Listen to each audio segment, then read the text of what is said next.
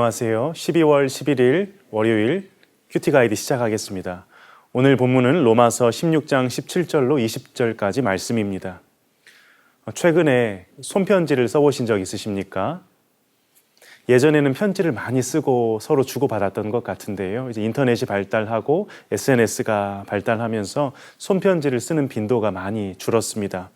그래도 기억을 더듬어서 만일 사랑하는 누군가에게 편지를 쓴다고 가정해 보겠습니다. 처음 인사로 길을 시작해서 할 말을 전하고 어느덧 막바지에 접어듭니다. 마지막 부분에는 주로 무엇을 쓰실 것 같으십니까?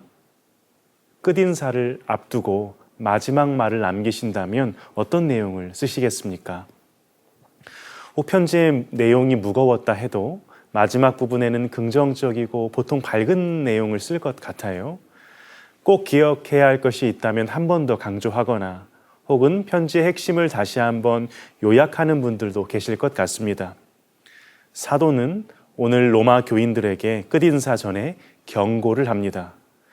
초대교회 당시에는 거짓 가르침으로 미혹하는 거짓 교사들이 활개를 쳤기에 로마 교회 또한 그 공격을 받을 것을 바울은 미리 내다 보았기에 이 거짓 교사에 대한 경고로 편지를 마무리하고 있는 것입니다. 그럼 그 거짓 교사들이 누구이고 바울은 로마 교인들에게 무엇을 요구했는지 우리 관찰 질문을 통해서 살펴보겠습니다. 관찰 질문 1번입니다. 바울은 누구에게서 떠나라고 합니까? 17절 말씀 함께 읽겠습니다.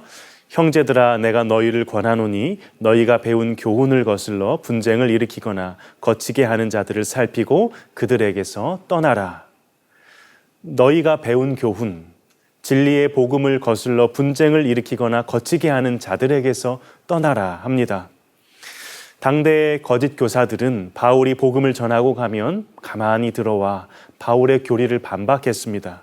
바울이 말한 건 반쪽짜리 복음이라고, 구원은 은혜로만 되는 게 아니라고, 예수님이 유대인으로 오셨으면 유대의 모든 그 보화와 같은 할례와 율법을 지켜야 된다고 교인들을 흔들어 놨습니다. 바울은 로마 교회에도 거짓 교리를 가지고 들어올 이들을 예상하고 진리의 말씀을 거스르는 자들을 경계하고 그들이 나타나면 피하라 이야기합니다. 그럼 왜 이러한 자들, 이 진리를 거슬러 분쟁을 일으키는 자들을 왜 이들에게서 떠나야 될까요? 그 이유가 18절에 있는데요. 우리 관찰 질문 2번을 보면서 살펴보겠습니다. 2번입니다. 분쟁을 일으키는 자들은 어떤 자들입니까?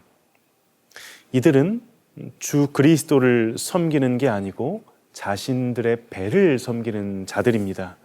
그러니까 그들의 우상은 배부르게 음식을 먹는 것이다 이 말입니다. 그러니까 이들은 말로는 하나님을 섬기는 것처럼 보이지만 사실은 자신의 배를 이 땅에 먹고 사는 것을 신으로 삼고 영적인 것을 추구하고 말하는 것처럼 보이지만 땅의 행복만을 추구하는 사람들입니다. 십자가의 삶이 무엇입니까?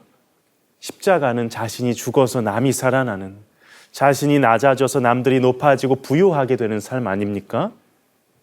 그런데 이들은 자신이 낮아지거나 죽을 생각이 없어요. 그저 자신의 배만 채우는 게 목표입니다. 나아가 그들은 교활한 말과 아첨하는 말로 순진한 자들의 마음을 미혹합니다. 3번입니다. 바울은 순종한 성도에게 무엇을 원합니까?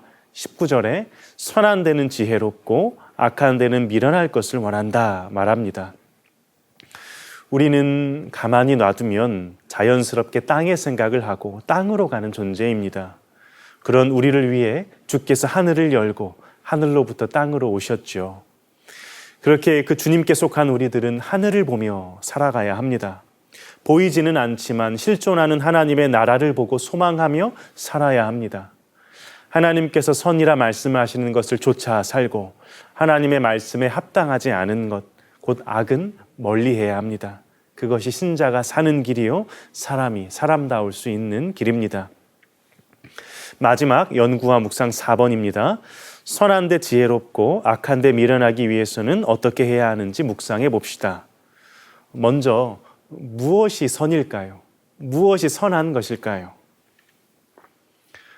우리가 잘 아는 창세기 1장 그 창조 기사에 보면 그 매일 하나님께서 창조하시고 꼭 끝에 나오는 말이 있어요. 하나님 보시기에 좋았더라.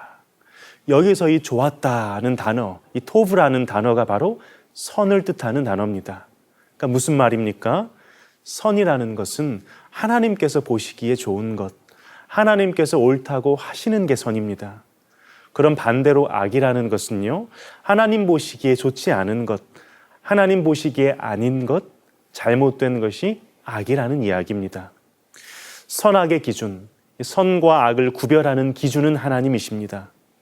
우리 사람이 선과 악을 나누는 존재도 아니요, 스스로 경험해서 선악을 알아야 하는 존재도 아닙니다.